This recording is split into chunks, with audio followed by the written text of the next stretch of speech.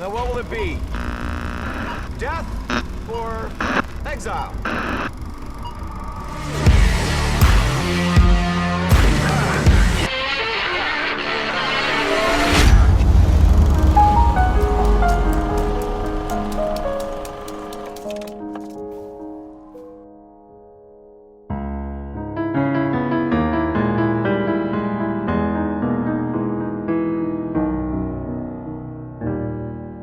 Hello everybody and welcome to another episode of In the Spotlight from the Film Exiles. Today we are going to put 2020, the new year in film, in the spotlight. Woo! Let's do it. And thankfully I'm not alone. I'm here with my fellow Film Exiles. First of all, my friend Lupe. Hi everyone. I'm glad to be on the podcast. 2020 is going to be a good year. I can feel it in my bone marrow.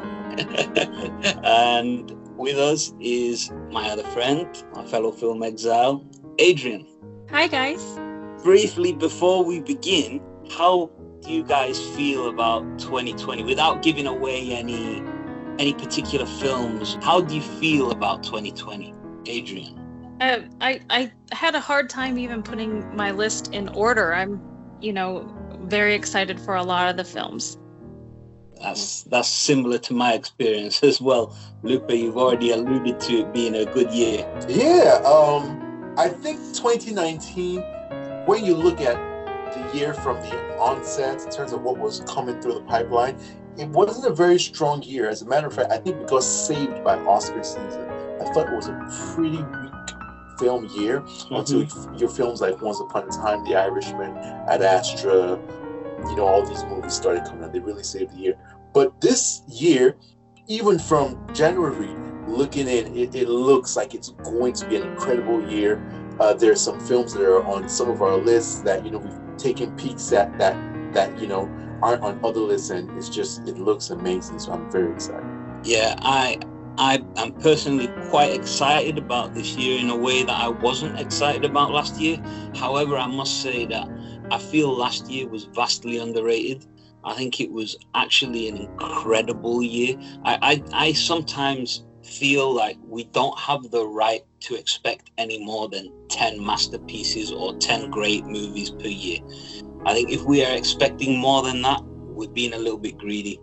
Look back through time and you might only ever pick out one film in a particular year that you think is brilliant. Obviously there's some exceptions to that, but I think 2019 gave me perhaps 5 films that will stay with me for the rest of my life. So I'm incredibly grateful for 2019, even more optimistic for 2020, but I've been optimistic in the past, so I'm wary, but some of the films on these lists are truly incredible. So what we're going to do is each of us are going to give you our top 10 list of films, starting from 10 going to our most anticipated film. We'll each give our lower 5s and then our higher up 5s. We'll break up the pod a bit.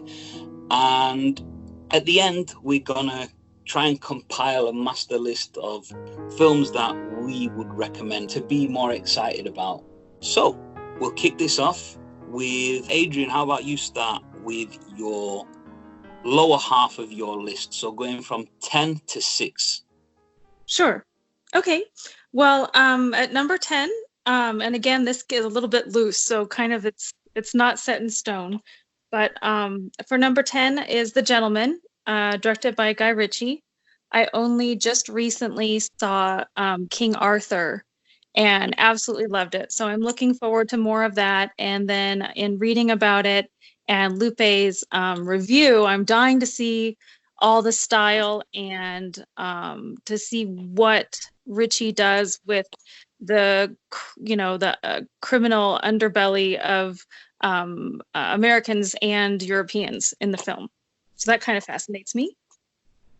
My number 9 film is Mulan, and I was never a fan of the animated film, really, and so I like that they're making this one not a musical for the context of war. Mm-hmm. And But I still kind of have some mixed feelings. I don't know how. I like what Guy Ritchie did with Aladdin, and so I really hope that they flesh out the characters and things. But I still am a little bit apprehensive, but hopeful, and I'm interested in the score, that kind of thing. My number 8 film is Emma. That's going to be directed by Autumn de Wilde. I'm not familiar with her. The title character is going to be played by Anya Taylor-Joy, who was in Split and Glass. Mm-hmm. This is based on Jane Austen's novel Emma. There's been countless adaptations. I saw the one with Gwyneth Paltrow ages ago, and it's kind of fuzzy, but basically the main character plays matchmaker, putting her nose in where it doesn't belong, that kind of thing. And there is a trailer out for it, and Bill Nye plays a character in that, and I just thought he looked absolutely hysterical. So it'll be, a period piece. Usually kind of people think Regency, that kind of period piece, kind of stuffy, but this is humorous. So I'm looking forward to that. Okay.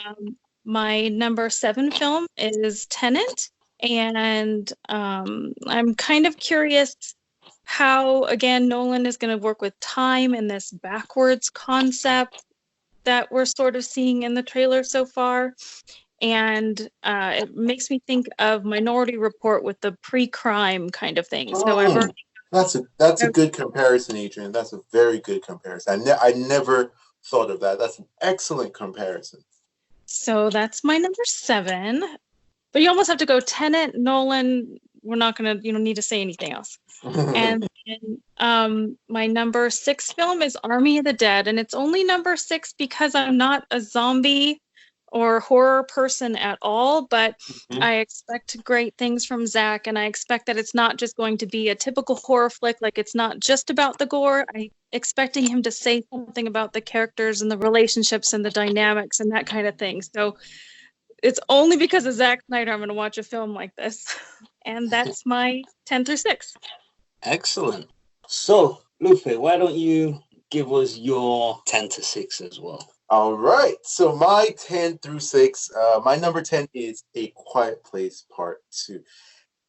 Ironically, this film has kind of crept up on us because it's coming out quite soon. We just got a trailer for it.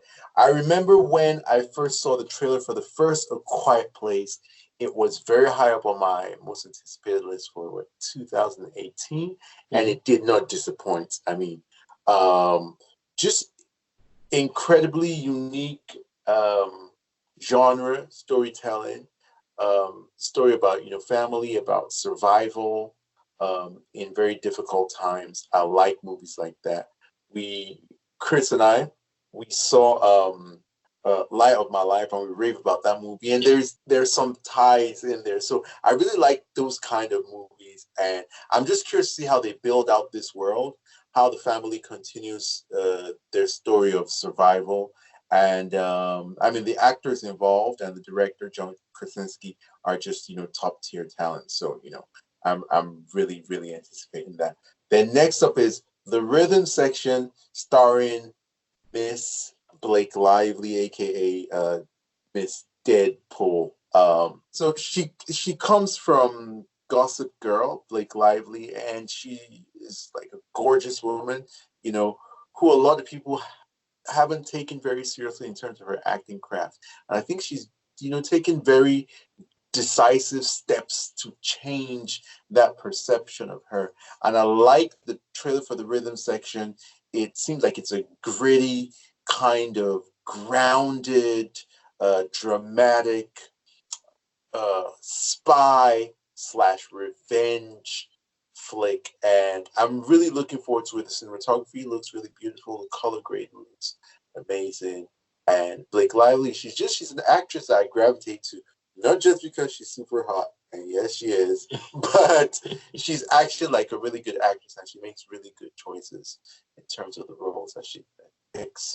Cool. So that is my number 9. My number 8 is The Gentleman, and I have already seen this film, but I decided to leave it on the list since this is my top 10 of 2020. And I can tell you, that I probably didn't even rank it high enough. This film did not disappoint.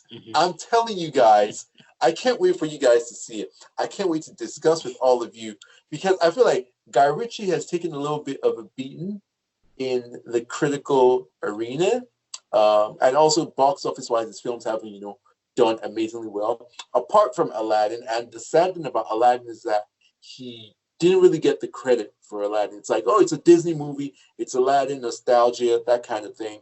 People gave more of the credit to the IP and the company, the machine exactly, than to Guy Ritchie. And I feel like this is a film where you can see Guy Ritchie's fingerprints all over it, and it's just brilliant. Like, when you see it, you will know that this song was at the top of not just their game, the top of the game. And so I'm glad that it didn't disappoint. So that was number 8. So number 7 on my list is Woman in the Window, and this one stars the lovely Amy Adams. Amy Adams is one of the best actresses or actors of our generation. She never picks a bad movie to be in, and she always shines. You can just name everything she's been in. She was recently in Sharp Objects, Batman, Superman, Nocturnal Animals, Arrival. She doesn't pick bad movies. So at least the movie will be good. I have confidence in that. And I want to see her do her acting thing. And the synopsis sounds very interesting. A woman who has this fear of leaving her apartment, this morbid psychological illness. And then she witnesses a crime and everything tangles. And, there's going to be a lot of twists and turns. And I can't wait to see how it plays out. So that is number 7 on my list. And number 6 on my list is Godzilla versus Kong. And if you look at my list, a lot of it tends to be, I guess it's a good mix in my list, but you may think, okay, this is like some kind of like a vacuous blockbuster, but I really enjoyed Godzilla King of the Monsters. Massive in scale, epic blockbuster, had a lot of religious imagery and mythological symbolism.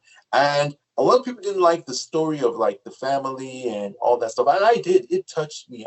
I felt the connective tissue in terms of like what the humans were doing. I know it probably didn't work for some people. I felt like it balanced the small story of the humans and the massive scale of these monsters. It gave them a legitimate, very intriguing mythological reason for existing and for behaving the way that they behave. And I think that that's just an incredible job of creating this world and these creatures in the world. And now to see Kong come with Godzilla in the same film, I really can't wait. The only thing I'm afraid of is that Toby Emmerich has been talking about rejigging the movie. It was also delayed quite a bit, as a matter of fact. And so that gives me a lot of pause, to be sincere. It gives me a lot of pause. I hope this is not a situation like Dark Phoenix that I anticipated highly, and by the time it came out, it had been butchered and was a shadow of its purported glory. So yeah, there is my number 10 through 6: A Quiet Place, Rhythm Section, The Gentleman, Woman in the Window, and Godzilla versus Kong. Great stuff. So I guess I'll give you my list from 10 to 6. Have at it. You will notice from my number 10 and going forward, there's a slight nostalgic theme to my list. So forgive me, but the reason why will become very apparent when the list is complete. The first one, my number 10, is Bill and Ted Face the Music. So I love Bill and Ted Excellent Adventure, and I loved Bill and Ted's Bogus Journey. I don't care how bad it was. I loved that film. I grew up watching it on Betamax. Oh, it was one of the couple of films I had on Betamax, and I played that film over and over and over. I loved the character of Death. I loved all of the adventures they went on. I loved in Excellent Adventure how they went through the time periods, and the characters were just these doofuses, but like really cool in a way that as a child I wanted to be like them, but maybe not so stupid. But it was just perfect. It was of the time. I'm really interested to see how Keanu Reeves and Alex Winter revive these characters in the modern world. I really, really hope that the film is taken seriously.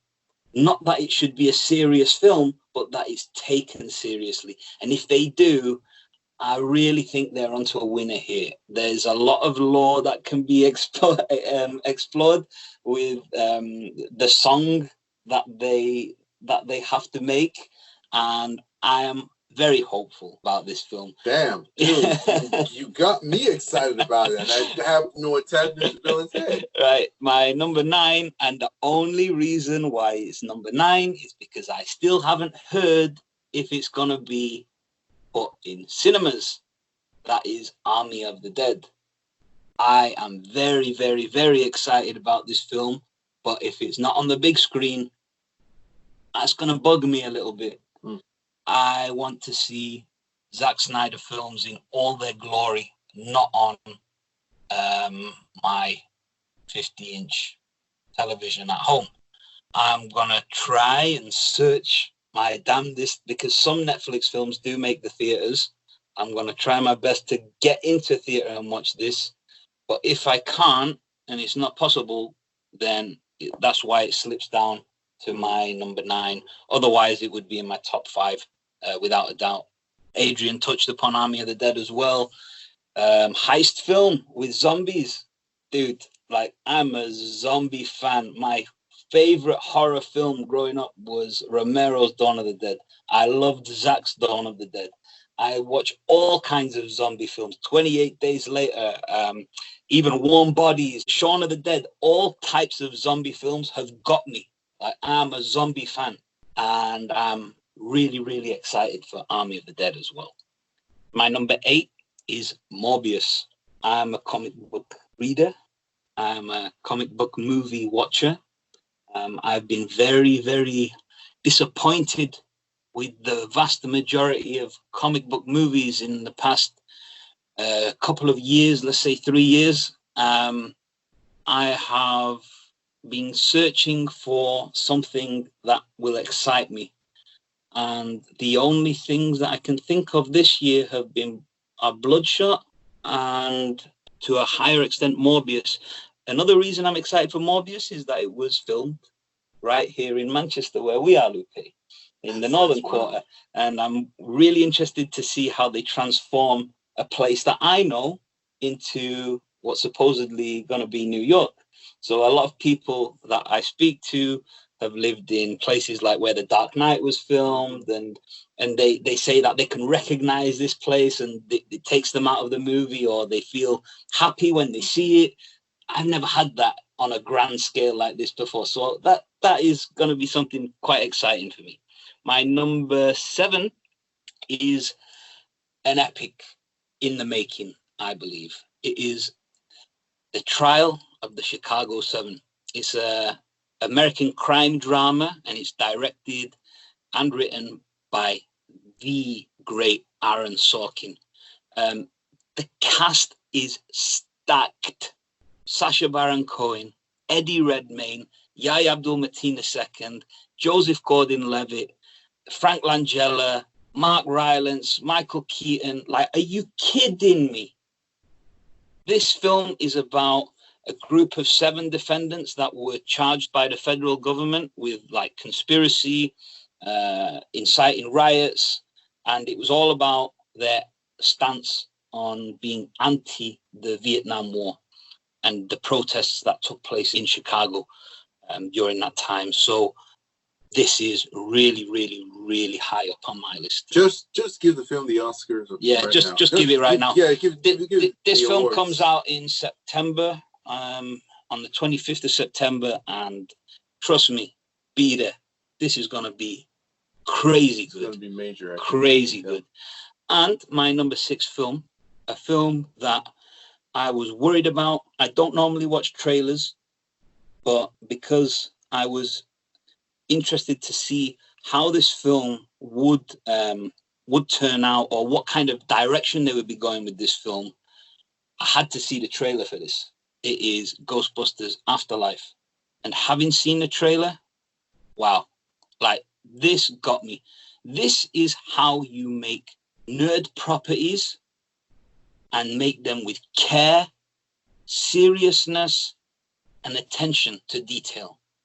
From the first few frames of the trailer, you get a feeling of an indie movie, which is and when you see that it's directed by Jason Reitman, that's no surprise. And another thing so Jason is the son of Ivan Reitman, who directed and has the IP of the original first two Ghostbusters, which, again, nostalgia. I grew up with those films. I love the hell out of even number 2, which people give shit for. I love number 2 as well. These are my childhood. I had the toys. I watched the cartoons. I watched the films. I dressed up as them. Like, Ghostbusters means a lot to me. And after the debacle of the last one, which I wasn't particularly against at all, I just didn't like the film. I thought it was a terribly made film. I was very, very nervous. And when I saw the trailer, all the stress went away. I'm all in for this film. Dude, let your stress get back up, because this film, the discussion around this film is going to be I don't care about mess. I don't it's care. It's going to be a battleground. I Jesus don't care. I'm going to watch it. I'm going to enjoy it. And that's the attitude to have, honestly. With any film in general, it's a very personal thing. You don't let discussions that surround films, opinions that surround films, affect your enjoyment of film. It's hard, because you do want to celebrate film with other people and, have fun. But try as much as possible to just, enjoy your personal experience. Yeah, I'm not worried about this at all. I've got a good feeling about it. So we've been through our lower halves of our lists. Why don't we go a bit of a round robin and give our 5s each, and then we can all give our 4s and 3s and culminate best films of the year. So, Adrienne, why don't you give us your number 5? Okay, my number 5 is Godzilla versus Kong, and I pretty much echo everything that Lupe says. I enjoyed the Godzilla King of Monsters. I enjoyed the King Kong film before that, and they're not highly cerebral films, but they're great cinema. And again, too, I'm a little bit concerned about the pushback and the studio involvement. So, but. Yeah, that is a bit of a it's a huge concern. It's a downer, especially with the track record of what they've done with their films in the past. And Toby Emmerich, he's so quick on the trigger to do this. He's done this to so many of the blockbusters, the big blockbusters that have been under his stewardship. He needs to just keep his hands to himself. Go. Dude. Go. I think that's a big. I'll take that option, to be honest. Hey, Lupe, give us your number 5. So my number 5 is The Way Back, directed by Gavin. They also did The Accountant, which it's a bit of a cult classic. A lot of people love that movie. I don't love it, but it's a good movie. But Gavin O'Connor, he did Warrior. He's a really good director, and when it comes to stuff that is emotional, this movie is gonna wreck me. Like, thinking about the trailer, I'm already tearing up. Like, this is mind blowing. Just thinking about the fact that Ben Affleck is someone who goes through alcoholism. He's been public about it. He's talked about it. We've seen him at his worst, and he's playing a character who is an alcoholic. Like, this dude had a can of beer in the shower in the trailer. Yeah. Like, and it parallels his life in so many ways. In the film, there's also like his ex-wife who he's divorced from or separated, and she's still trying to help him, saying she wants him to be happy. You can tell that she still loves him, but she can't be with him because of his illness, which echoes the situation with Jennifer Garner, how she takes care of him and still reaches back to help him. Dude, I can't even. No words. I feel you. This is the only interesting thing in terms of discussing around this film is that it's going to be released in the first quarter of the year, and that's not Oscar season. So I'm kind of curious as to why, because it seems like straight up Oscar bait. But I think Ben Affleck has taken quite a beating from critics, and they don't seem to be in love with him at the moment. So I think he wants to position it as just a good movie, not okay, this is like awards or busts, and then build up towards like other movies, and then in the future maybe position himself back into winning. I tend to agree with that. So that was my number 5. Yeah, so mine is Top Gun Maverick.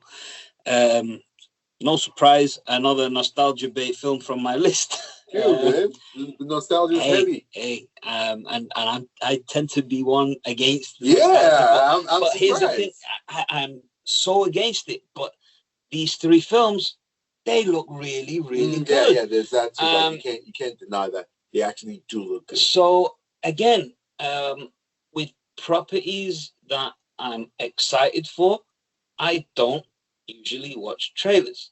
But when something like this crops up, you get worried because it's something that you love, a film you grew up with, watched I don't even know how many times, and the interest is there. So again, I watched the first few shots, and damn if this film don't look like cinema. The cinematography is just beautiful. The photography, some of the shots, like where he's in the hangar and you see the plane there and they're walking the doors. Oh my goodness! You know the director, right, John Krasinski? Yeah. Tron Legacy, absolutely. Oblivion. It's one of the best visual. Like for me, it's the best like sci-fi, like hard sci-fi. It is absolutely, and now it's going to be nice to see Tom Cruise in the teacher's chair. So how did the naughty student turn out as a teacher? So this is another element of evolution of the character that I'm really, really looking forward to see. So that's my number 5. Adrienne, why don't you give us your number 4? Okay, well, my number 4 is Top Gun Maverick. And I agree with you. And I don't think that, but with Top Gun and Bill and Ted and Ghostbusters, that, you know, the studios might be digging back to just revive things. But I really think that there's love behind those 3. I really think that they, you know, the people that are making them, Tom Cruise, I guess Christopher McQuarrie and somebody named Justin Marks, I'm not familiar with him, did the screenplay for it. And I don't think they're just coming back just to do it. Wow. You know, they themselves are, you know, wanted it to be something really great, and that it isn't just churning it out. And if just because other studios and things are doing that, I don't think that necessarily means the people that really are wanting to do something with the material, that those can get lost in the shuffle. But I don't think that that's the case with those 3. And I'd like to see what Tom Cruise, you know, after he's done all the Mission Impossible and everything else, what he's going to bring to the role, what they're going to do with stunts and stuff. So that's my number 4, is Top Gun. Cool. So Lupe, what is your number 4? My number 4 most anticipated movie of 2020 is Dune. Now, like, I don't have a lot of information or a lot of stuff to say about why this is number 4. It's just Denis Villeneuve. The cast is obviously incredible, but we haven't even seen a trailer. Have we even seen a poster? I don't think there's like an official real poster, or maybe there's just a poster of like a sand dune out there. But I have seen the 80s film. Yeah, and it's terrible. And yeah, that's the crazy thing. The crazy thing is that the 80s film is not good. David Lynch, you know, went through a torrid time with the studio, and he couldn't get his real vision out. Released the Lynch cuts, but I mean, it's Denis Villeneuve, and he did the impossible in making Blade Runner 2049 a masterpiece in his own image. And so we don't doubt that he's going to do an incredible job. I feel they're probably going to lean more on the book and maybe the miniseries, which were, you know, obviously critically acclaimed, rather than the movie, which was, you know, been putting nostalgia films in my list, but not that one. Not gonna be able to do it. Exactly. So I don't have a lot more to say about it since there are very scarce details. It's just the talent involved is undeniable. The material itself is very rich and very potent. And although it's an IP, it's not a very well known IP, and it can pass off as something original adjacent, fresh adjacent. At least we haven't, really seen this as fleshed out as it can be. So yeah, I'm very curious to see this. It's a new franchise, a new world in the landscape, and I just want to see like what he's gonna do. Like, I can't wait. Excellent. So going on, my number 4 film of the year is Infinite. Now, Infinite is directed by the great Antoine Fuqua. So that already gives me real excitement. We're talking about the director who did Brooklyn's Finest, The Magnificent Seven, The Equalizer, Training Day, even like Olympus Has Fallen and Tears of the Sun. So already, without knowing anything else, I'm in. Like low-key, he's a really like good solid. Like, low-key, he doesn't get talked about a lot. And the thing that gets me interested particularly is that he's going to go into science fiction. So like the whole premise of this film is that a man has been having visions, and the visions that he's having are actually memories of his past lives. So that already kind of intrigues me. It's kind of could be considered a bit of a Nolan-esque style film. Like if Nolan put out a synopsis like that, you'd think, yeah, that fits like with your style. So this intrigues me how Antoine Fuqua, who's doing more action films, real world films, is going to translate his skill set into this kind of type of film. Another thing is the cast is like really good. We're talking about Mark Wahlberg, who I rate. Dylan O'Brien is a great young actress, and the amazing Chiwetel Ejiofor. I just want to say before of the greatest. That he's my favorite actor. He's right. My favorite living actor. Like right now, I rate him as number 1. He is incredible. He's incredible. So having all of that information and not a lot more, to be honest with you, the film is coming out in August, and I know I'm going to be there day one. This is really, really high on my list. Really high on my list. To be sincere, it's one I heard about tangentially. I heard about it quite a while ago, but I haven't paid attention to it. And you bringing it up has just re-sparked that interest in me. It might not be in my top 10, but it's right on the edge, and we'll go see it together. Absolutely. I'm down for that. And also, just one thing. The cinematographer is Mauro Fiore. He did the cinematography for Antoine Fuqua's The Magnificent Seven, and that's one of the most beautiful westerns. So they have a relationship as well. So it's going to look amazing. Believe that. Fantastic. So, Adrienne, let's take it to our top 3s, and you set us on our way. Number 3. Okay, my number 3 is a film called Rebecca. It is directed by Ben Wheatley, and it is a mystery, romance, drama, kind of think, gothic. And it's based on a novel by the same name, written by Daphne du Maurier, and it's starring Armie Hammer and Lily James. And it's in post-production right now. I don't know when it will be released. The screenplay was written by Jane Goldman, who also wrote the Kingsman films. Oh, really? Yeah, so Lily James plays this Mrs. De Winter, newlywed woman arriving at her in-laws' estate on the English coast, and the house is haunted by her new husband's deceased wife, Rebecca. What? So that's number 3. Okay, interesting. Can you give us more on the setting of the film and is it? I own the book, and I intend. I believe that there's a Hitchcock film and things, but I haven't seen any of those yet. So I intend on reading the book. It's in my house, and as soon as I get a release date, then I'll have a deadline. So I intend to read the novel, and then I will probably see this film before I go back and see Hitchcock. Brilliant, brilliant. Well, I'm interested. Same. That wasn't on my radar at all, but now it's going on my list of films to see. Lupe, your time is now for your number 3 film. So, for me, my number 3, since it's my time, is No Time to Die 007. And guys, I'm a massive 007 fan. I'm the official 007 fan of the Film Exiles. And if anybody else wants to claim that seat, we are going to have a duel to the death. So, it's a Bond film, and I'm all in.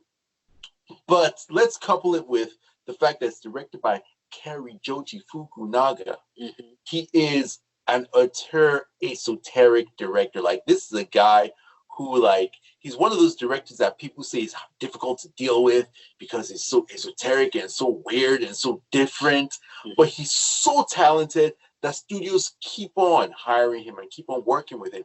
Don't forget, he's the one that made True Detective a thing. He is the one that basically made Netflix, into a power player in terms of awards, because he did the movie with Idris Elba, Beasts of No Nation, that got snubbed for Oscars, but that's because the Oscars weren't yet open to awarding Netflix. So incredible director. Obviously, it's Bond. The trailer looks gorgeous, fantastic. I'm actually not the biggest Daniel Craig fan, believe it or not. He's a passable Bond, but not one of my favorite Bonds. And I'm just excited to see a Bond movie. It's been way too long. Yeah, I mean, I'm interested to see it. I'm wary because I've not liked the last 3. I've liked Casino Royale. I didn't like the ones that followed. You didn't like Skyfall? I didn't like Skyfall. Whoa! Unfortunately, it just didn't feel like a Bond movie to me, and I know the reasons why they did like that. A Nolan movie, or like it's just not. Yeah, it's just not what I expect when I go in to watch a James Bond film. It didn't have the classic charm of a James Bond film for me. I don't think Daniel Craig does, though. I know that was probably how they intended the film to come off, but there's something missing for me in these latest installments. Whether that's because they are basing it on new material, nothing to do with Ian Fleming, that is probably the reason. There just doesn't appear to be that charm, and they appear to be set in a world that Ian Fleming never lived in as well. Mm-hmm. I would personally, with this new direction they're going, I would go with setting them in the past. So is the concept you're talking about, is it the romanticism of the world that Ian Fleming, that sort of spy world? Yeah. Beautiful clothes, beautiful women. There's and that's why dreamy fantasy. And that's why I loved Casino Royale, because although it did have aspects of modern tech and things like that, it was very old school Bond, old world romance. I know what you mean. If they can recapture that, I'm excited. If not, okay, but I do hope that Daniel Craig goes out on a high. I support all Bonds. I'm not a Bondist. Yeah.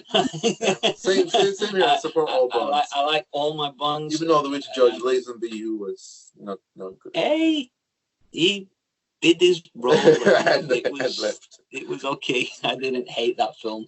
It was an interesting film. Mm-hmm. But yeah, I am also a Bond fan. For that reason, I'm hopeful rather than expectant. But anyway, back to my number 3 is one that you discussed earlier in depth, and that is The Way Back from Gavin O'Connor. Again, I just want to echo what you said with the emotion of Gavin O'Connor, how he deals with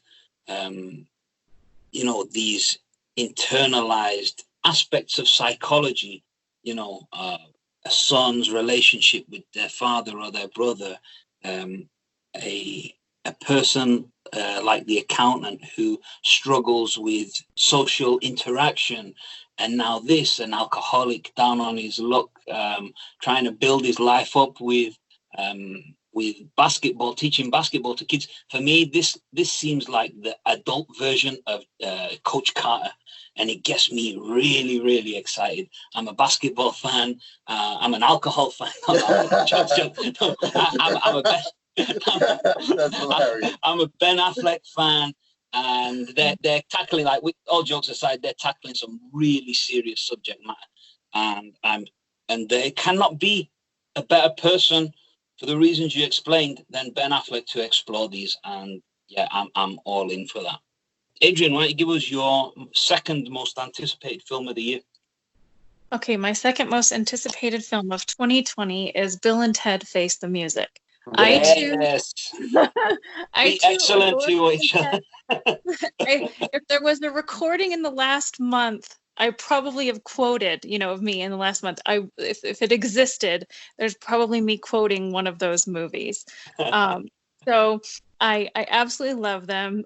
They're a part of me, and I thought that the premise were that they hadn't written their hit song yet was brilliant. I think that's just brilliant as far as, keeping the same charm of the characters. So that is and then who doesn't love William Sadler as the Grim Reaper? Yes. The only thing that I'm actually disappointed, like, well, how dare you die, is the great George Carlin won't be with us for this reunion, and he is so much part of the original film. I mean, for me, I'm just like really surprised. Like when I saw it on Chris's list first, I was so surprised. I was like, Bill, what is going on? And then Adrienne has it on her list. Hey, I gotta give it up. Bill and Ted doing big things in 2020. And who don't like Keanu Reeves these days? Like, he is box office. He's a superstar in an era where we don't have many superstars. You guys, you're getting yours this year. Mm-hmm. I'm probably getting mine 2021 with a new Matrix movie coming out. Dudes, I'm gonna be unstoppable. Ain't nobody gonna be able to tell me shit. Yeah, that's a great one, Adrienne. Great one. Lupe, give us your number 2. All right, so my number 2 is Tenet from Christopher Nolan. And if you say Tenet backwards, you're also saying Tenet. So, but on a serious note, I mean, it's Christopher Nolan. Christopher Nolan is my second favorite director of all time. Mm-hmm. Plot twist, I did not enjoy his last movie. Okay. It was different, wasn't it? From it's different from his over of films. It just wasn't up my alley. Although he did play with time, he did do something interesting. Absolutely. So I respect that. But I'm happy to see him back to his wheelhouse. Science fiction. It's gonna be its brain twister, mind bendy, thing that we're gonna have to watch 10 times to understand 10% of it. And looking at the trailer, like with the whole time manipulation thing, or how time is going backwards, I still can't figure out how is that useful. Like, that's the crazy thing about Christopher Nolan. What's so special about him as a filmmaker, and why I'm anticipating this movie. He brings the sort of esoteric and unconventional concepts in original stories to the big screen, on the big, massive scale, the biggest scale ever. And we're blessed to have him as a filmmaker making films during our time. We honestly are. And I know this film is not going to disappoint. Also, John David Washington, big ups to him. I mean, this dude is Denzel Washington's son. The amount of pressure that goes with that. And he's making his own way.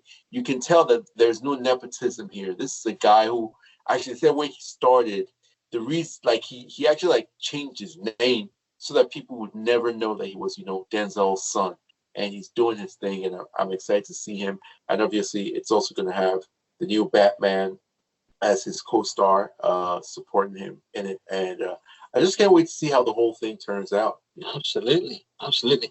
So my second most anticipated film of the year is The Last Duel. Now, it might not make 2020 officially as we stand. There was an announcement recently that is in December 2020. So I'm going to include it in the list because of that. It is made by one of the greatest directors of all time, Ridley Scott. It is written by, listen to this, Ben Affleck, yeah, Oscar winner, Matt Damon, Oscar winner, and with a couple of others as well, Nicole Holofcener and Eric Yeager. And the cast, Adam Driver, Jodie Comer, Matt Damon, Ben Affleck. So what's this film about? This film is a look at King Charles VI of France, and he declares that the night Jean de Carouge settles his dispute with a squire by challenging him to a duel. There's not much more that we know, but the kind of idea of Matt Damon and Ben Affleck and Adam Driver in this world of France in the 14th and 15th centuries, geez, like, and Ridley Scott playing in there, wow, like that is that's really, really interesting to me. I'm interested to see the look, the feel. I've always loved these kind of old school films looking back at France, like even films like Three Musketeers, like Man in the Iron Mask, and I just love like the decor, the set designs, the costume designs. Everything just looks so rich and grand, and you know, a Ridley Scott film ain't gonna scrimp on that kind of stuff. Like, this film is gonna look gorgeous. It's gonna be written expertly. Gonna be directed fantastic. Adam Driver's a wonderful young actor. Jodie Comer as well, who's in Killing Eve. Yeah, I'm all in for this film. I just hope it makes 2020. And if not, I'll be there in 2021. There you go. Adrienne, why don't you give us your most anticipated film of the year? Okay, my number one in quotes. Honorary number one is Ghostbusters Afterlife. I thought that it looked I thought that it looked special from the image that they released of the Ecto one in the garage. It had kind of a I don't know, like a mysterious, misty kind of look. So they kind of had me there, and then to see the trailer and the time that they seem to be taking with it, and it sort of has that je ne sais quoi cinematic charm that, I'm wooed. So that is my honorary in quotes number one, because I have another number one. But okay, moving on. No, I mean, I agree. And from the opening images, I thought, like, it got me there because I was worried, what kind of nerd film are we getting this time? Are they going to make it another Marvel-esque kind of film? But no, this film looks and feels like an indie film. And the cast, I love the kids. They look really cool. They look to have good chemistry. And obviously we're going to get some cameos from the original cast, so definitely interested. I think personally, it's funny how seeing something in the future can make something in the past worse or better. So when the Ghostbusters with the all-female cast came out, I didn't think it was a bad idea. I didn't really get, the hate that it was getting from a lot of people. But this film actually makes that film look a lot worse in my eyes. It shows how clumsy they handled the whole situation, how brutish and how forced it was to just make it all about women and, take a franchise like that and just make it like a vehicle for a feminist agenda. And I love feminism. I'm all about feminism. But I just think that it was handled in such a terrible way. And this film shows how you can include people, because we should be talking about inclusion, not excluding anyone. and it's a shame because I don't have any ill will towards that film or its cast members or anything, but this trailer and what I've seen of this film really makes that film look very This bad. is how you make a sequel from many years later, or reboot, or just revive a franchise from the past whilst honoring it and not just erasing it and dumping on the people that loved it in the past just because it's an IP we can make money from. This film feels like it's addressing the fans of the original, but also being welcoming to new fans. Yeah. This is how you revive a franchise. Yeah. And you have to understand why people love the original and not just the label or logo or anything. Yep. Yeah.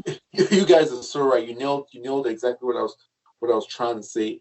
It makes it look like they just used the name for an agenda.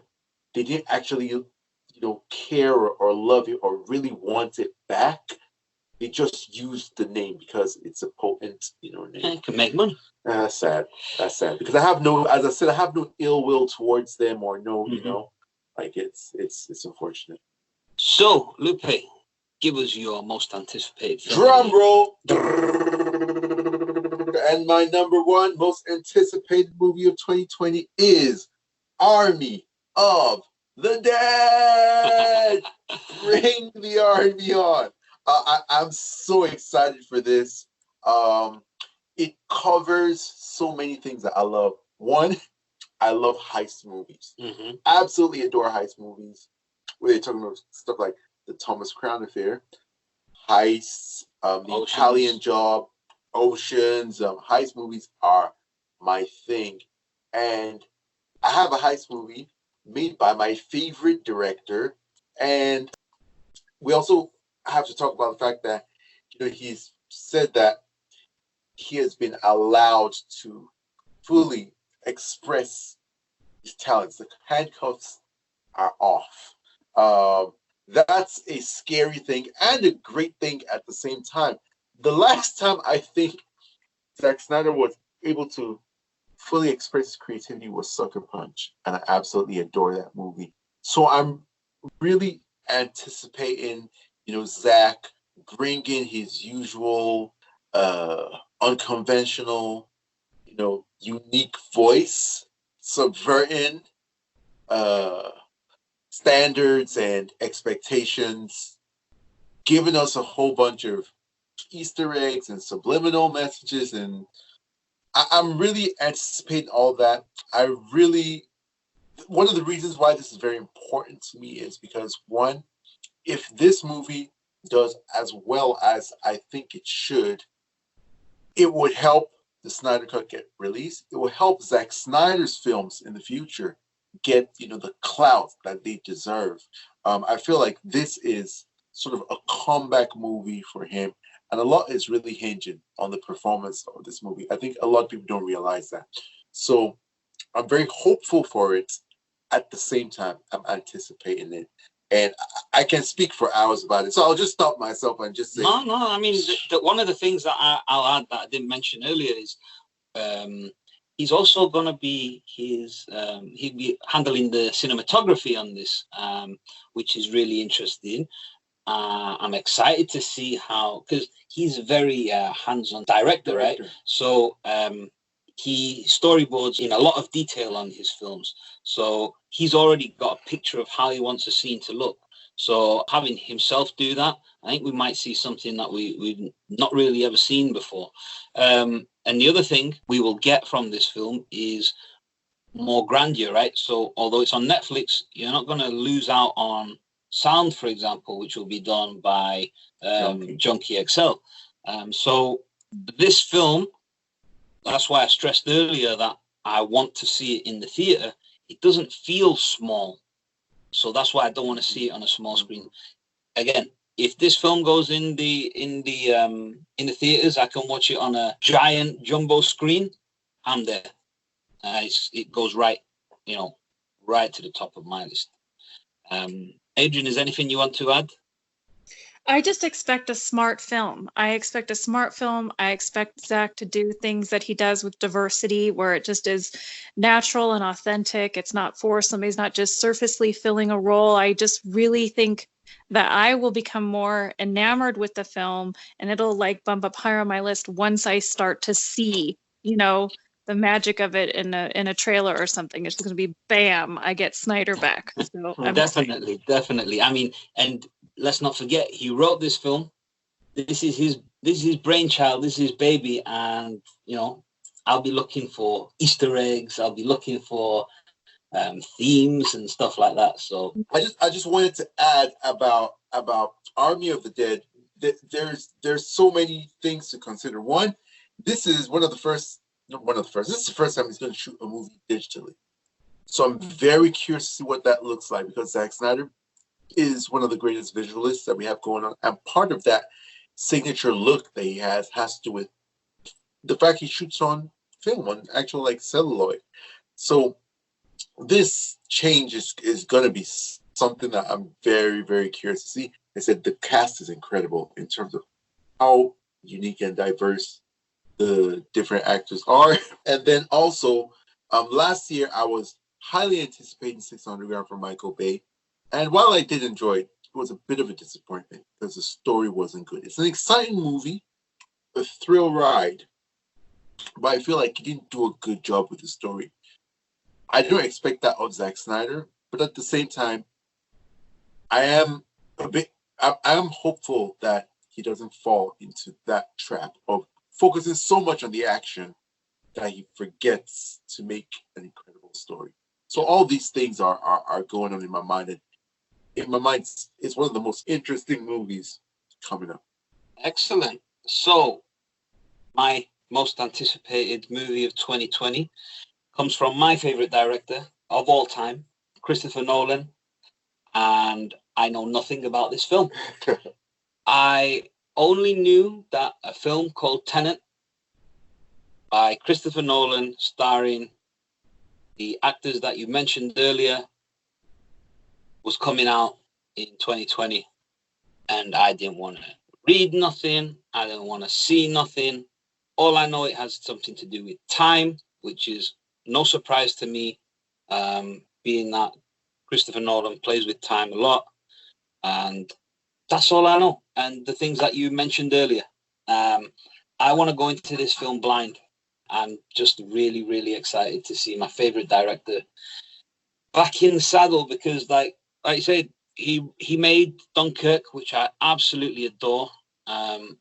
Didn't get the critical acclaim that he normally gets. Didn't get the awards acclaim that would be expected of this kind of film.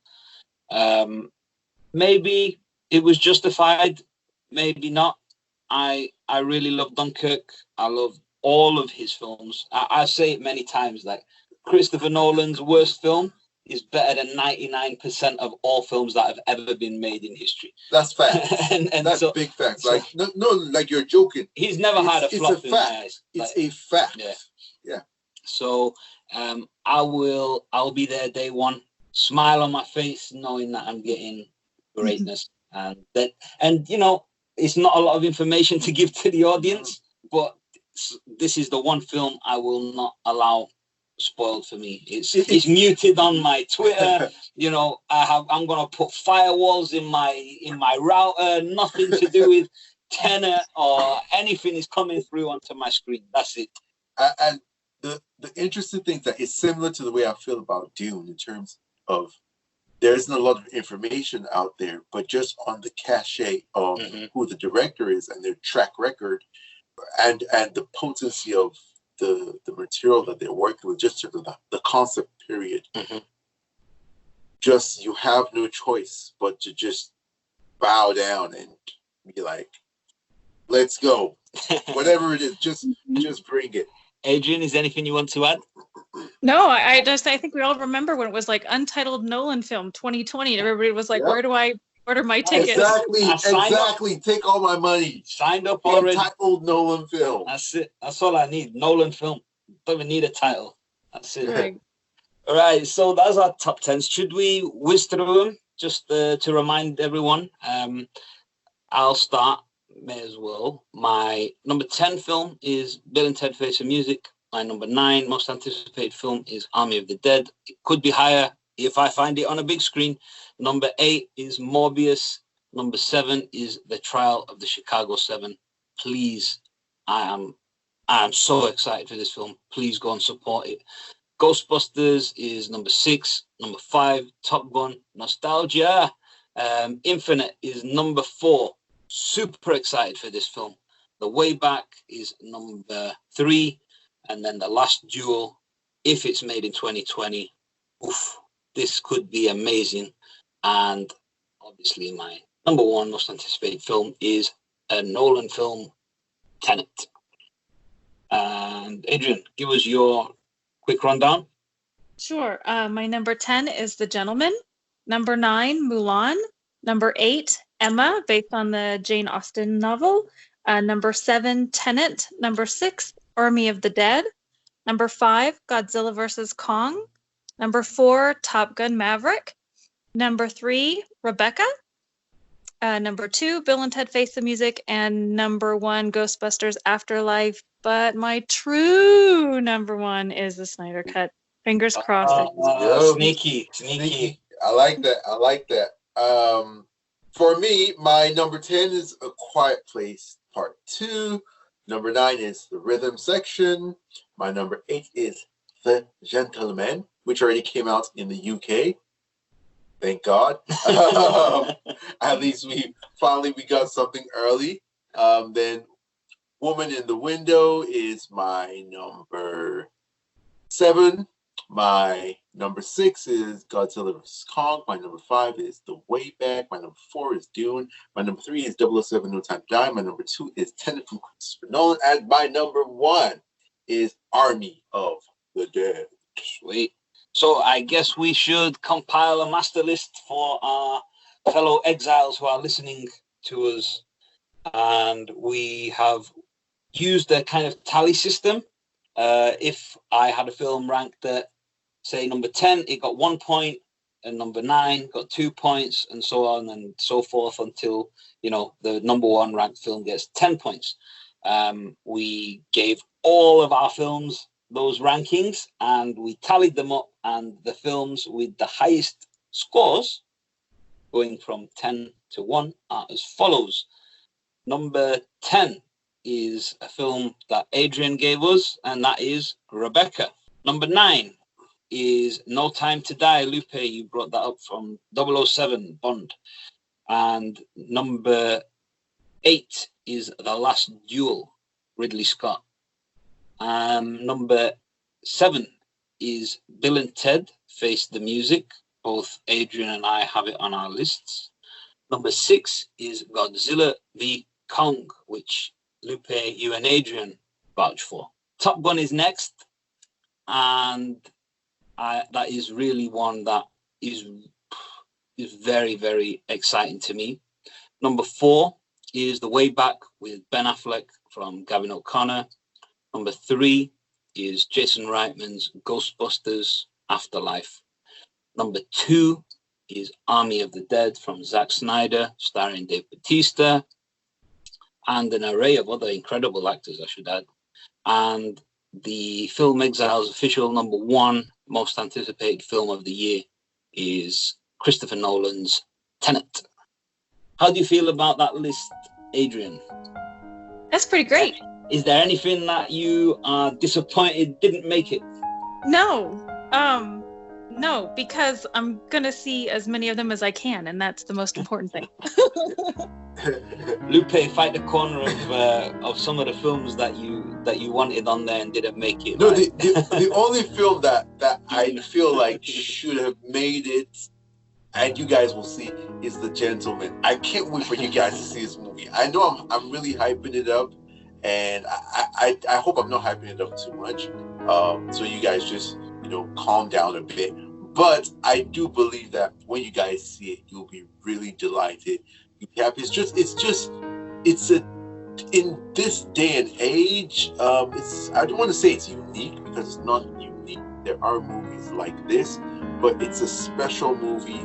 When we talk about fun, it's as if Disney and Marvel have co-opted that word to mean how they portray their sort of saccharine, pink sugar type of fun. But this is actually a fun movie, but it still has danger to it and edge, and it's quite witty, and there's irony, and there's a lot of cheekiness to it.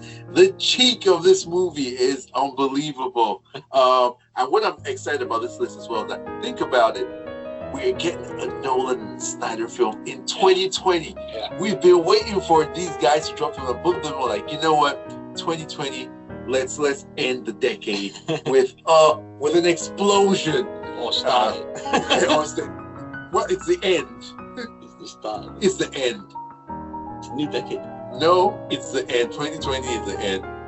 Don't worry, we're gonna. On camera, we're gonna have this. I'm gonna call all of this. It's the